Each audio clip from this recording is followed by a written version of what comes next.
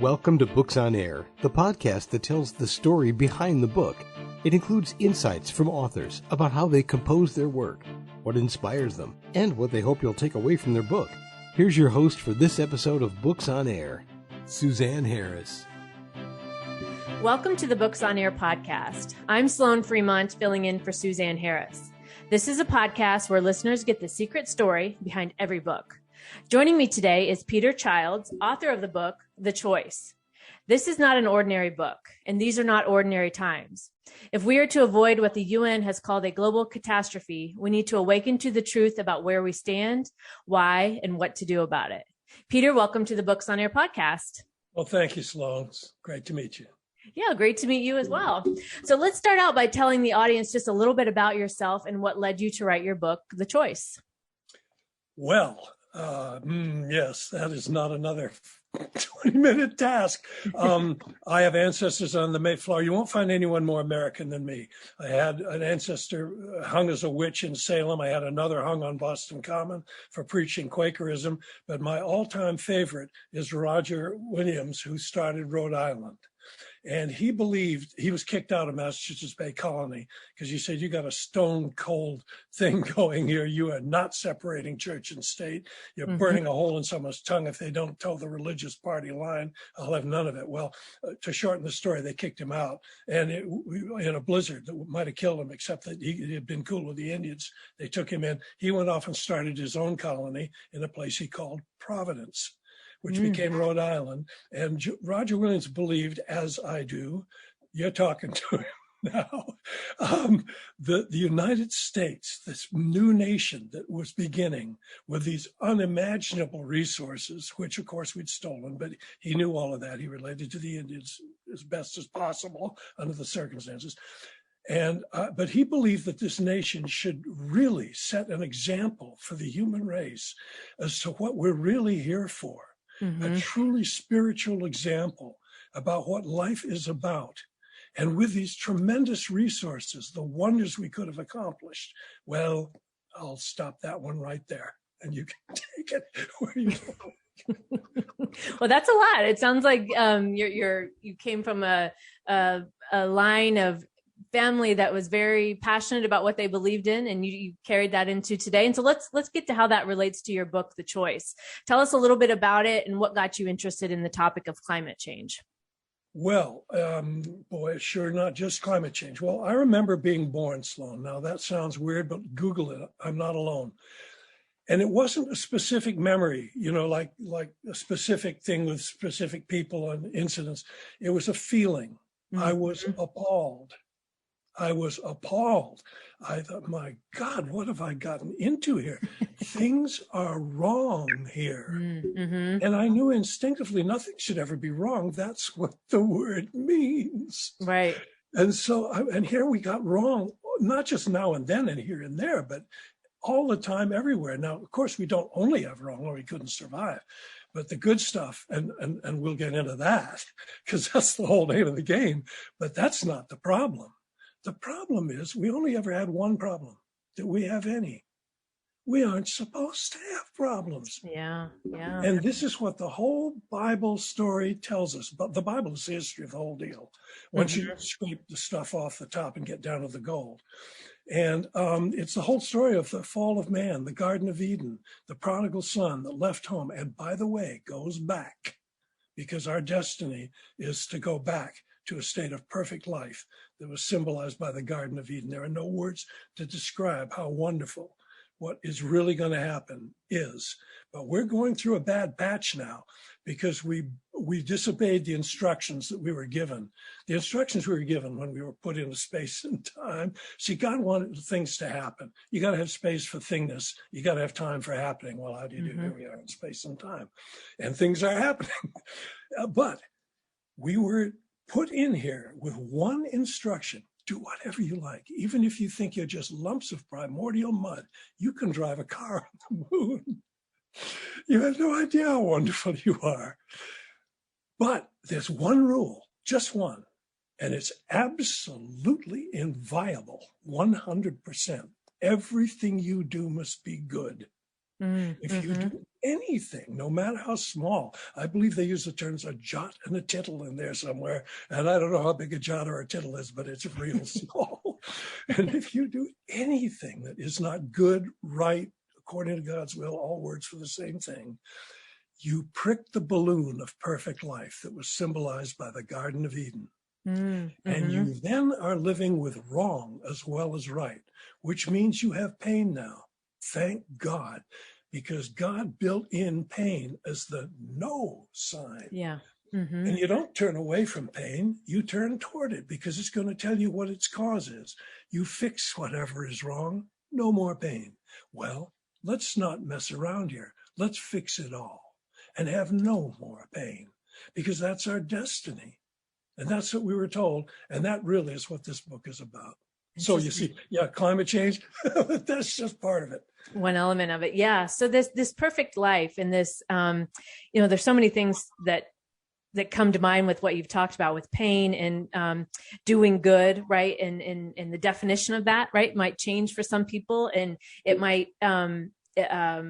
people might look at that differently. But what fascinates me about this is this internal system that we have that directs us, but how often we ignore that internal system, right? How we ignore it, or we pretend it's not there, or we look outside of ourselves for answers, or we look to someone else to give us the answers, right? All along ignoring that perfect system in us that is leading us if we'll only listen. What are your thoughts on that?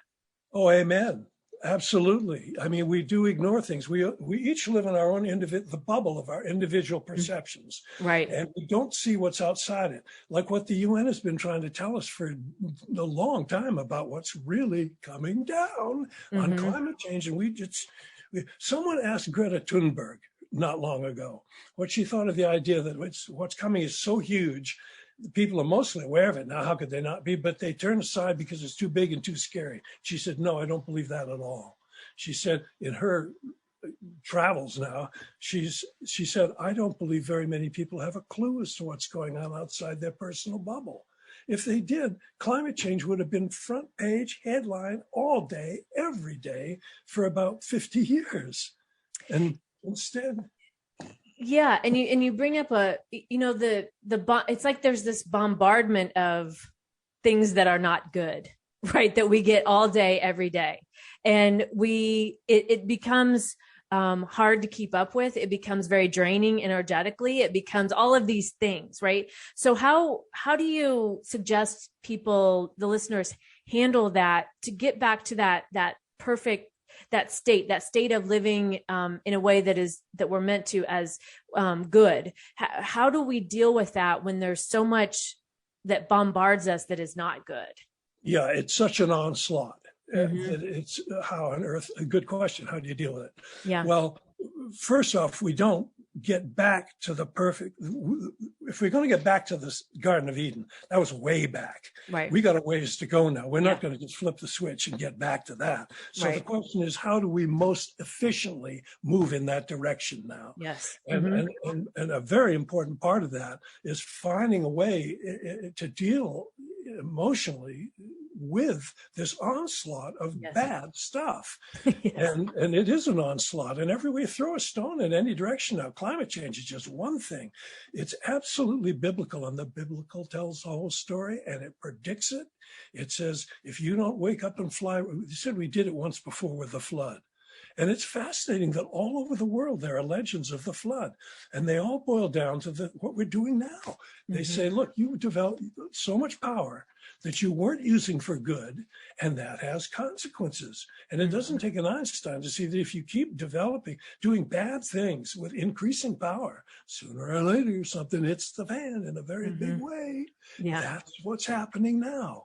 Yeah. And so it's the way that I cope with it. Well, I'm in a very fortunate position, I think, because I think I see what we're really headed for. And this is the whole point of the book. What we're really headed for is beyond wonderful, but we've got this problem we've got to work out first. It's up to us. Our destiny is certain, but we have to claim it.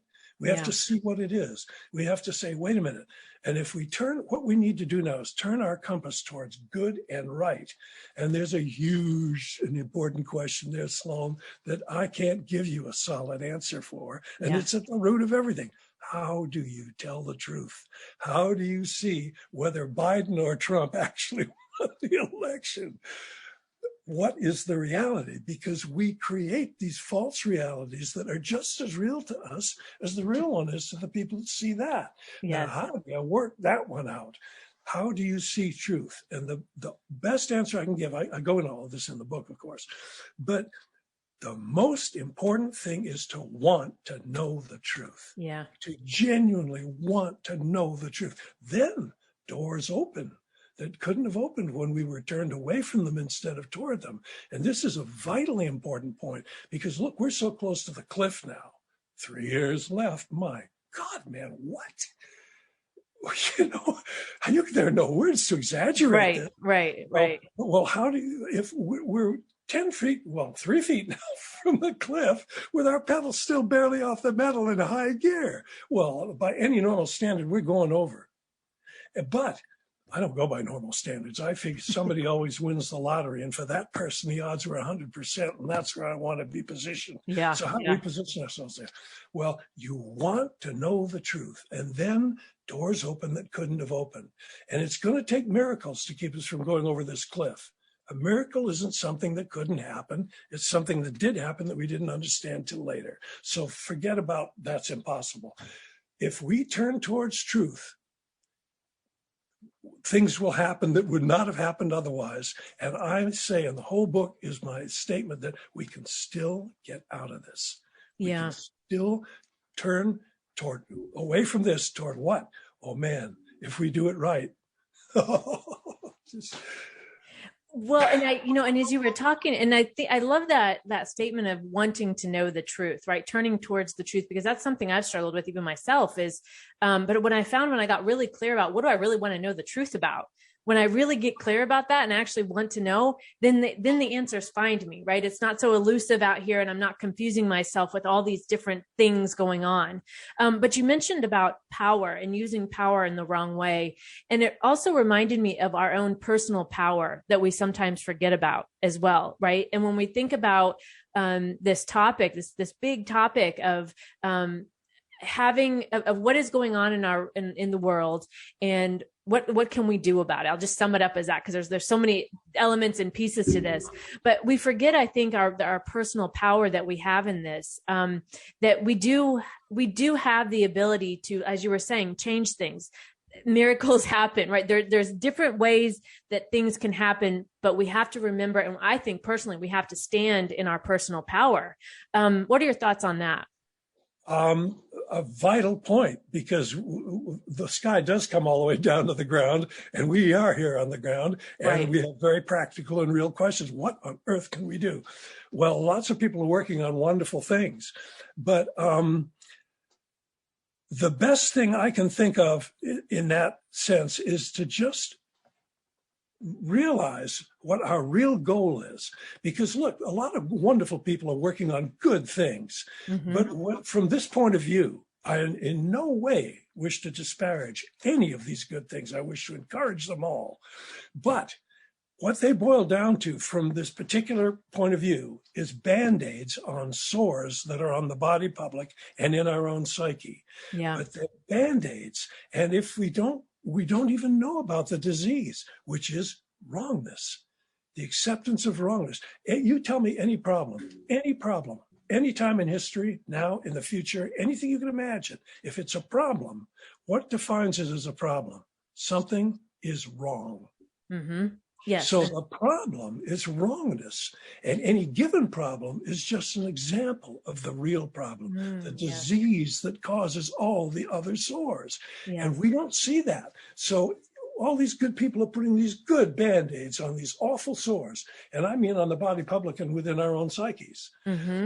But the disease, if we don't recognize it and deal with it, will continue, and there will be more sores. And right now, 3 feet from the cliff, we can't stand an increase in the sores. Right. So, who knows how this is going to work out? The thing that keeps me from freaking out about it all is what I think I know about where we're really headed. Yeah. And so if people can just somehow see this is what I'm trying so hard to do with the book and my other two books before that. They're all self-published, so nobody knows they exist because they've had no publicity, and I'm not in a position to do that publicity. So, hey, go. Well, and that's what we're doing today, right? That's why we're having the conversation, so people know about it and can get out there and get the books. Yeah.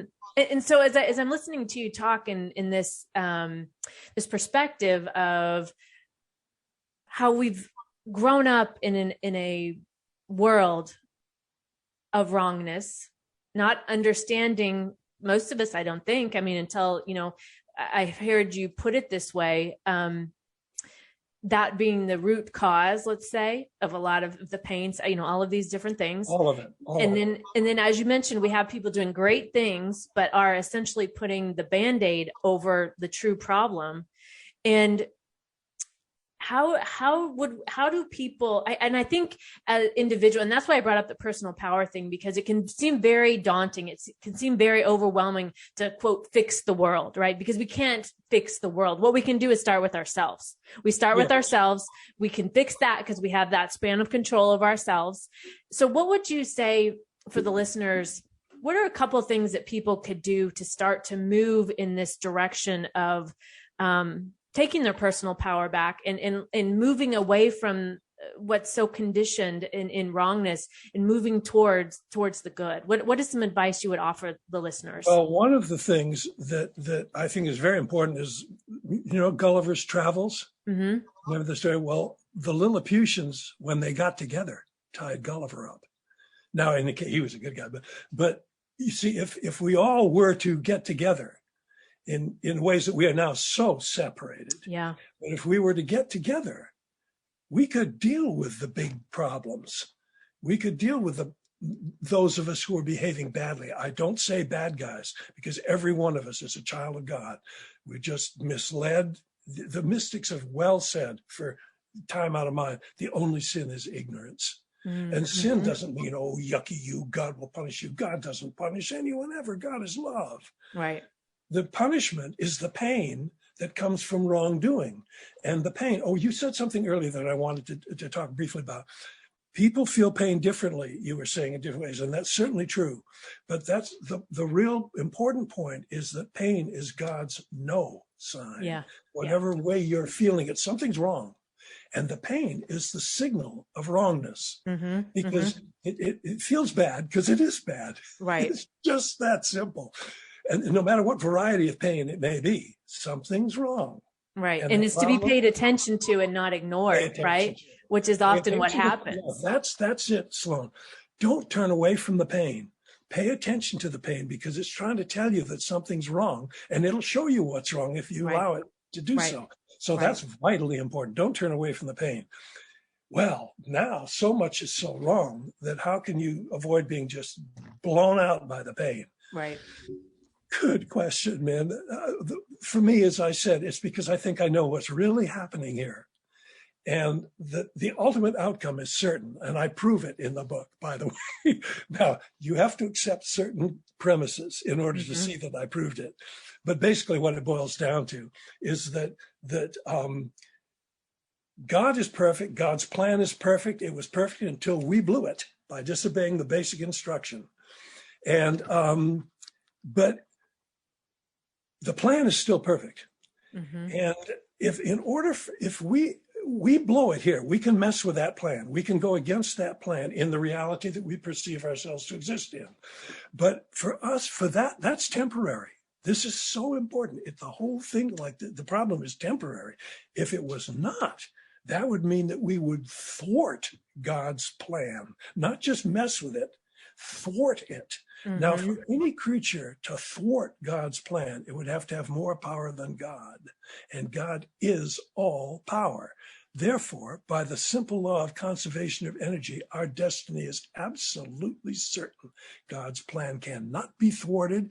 We can mess with it, but sooner or later, we'll get this thing solved and we'll go The prodigal son will go home. We'll be Joni Mitchell. I quote her in the front of the book.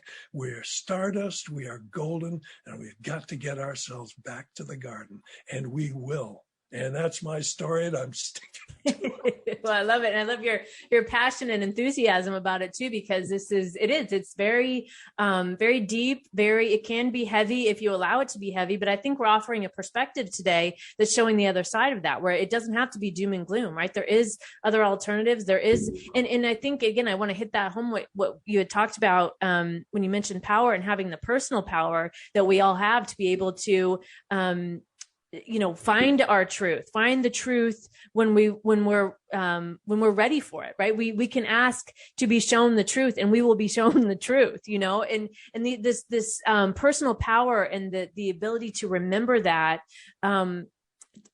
that to me personally, how it makes me feel is moving in that direction of good. It moves away from that wrongness of feeling like, I can't do anything, or, all the negative things that you might tell yourself and the hopelessness and everything. It moves you away. It starts to move that dial. And it sounds like that's a lot of what individually we can do for ourselves, is start to move the dial in the direction of goodness rather than staying in that wrongness that maybe we're so accustomed to. Oh, that's well said, Sloan. I think I would just say to people, really try to seek the truth, because the real truth is wonderful. Mm-hmm. And it's been all distorted and covered up because of the problem. But we are here to work that problem through. So want to work that problem through. Want to see the truth. Yes. And mm-hmm. just watch what happens. Yes. I had a wonderful uncle, I tell the story in the book, who always said, when he was a mystic, it was a good one, and he always said, just remember, Peter, it's a power that always wanted to work with you. Yeah. And yes. So when we turn toward truth is God, it's life. They're just all words for the same thing.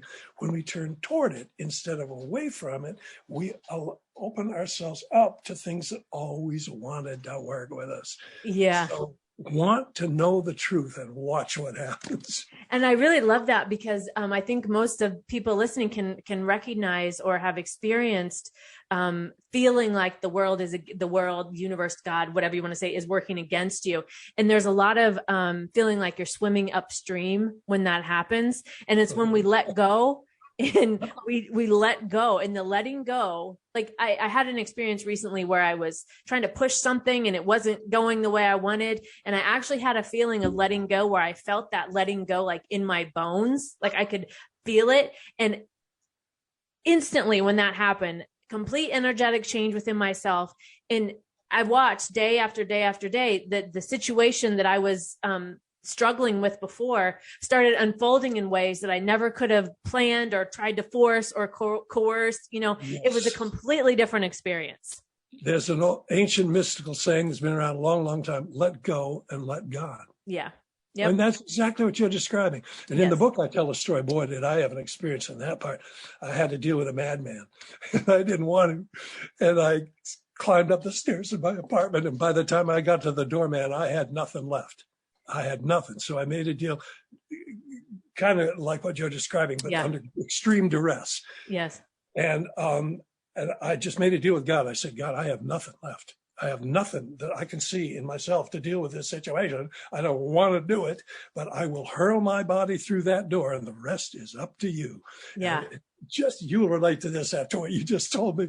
I hurled my body through the door, and my roommate was there, and she said, oh, thank God you're here. And here was this madman holding 3 neighbors in thrall, man. It was a very heavy scene. Oh, and I suddenly found myself saying exactly the right words, and the guy just melted because I hit him with love. I didn't plan this. Mm-hmm. What I was actually doing was what the words I said happened to be hitting him with love, and he had no defense against that. Yeah. Nobody has any defense against it.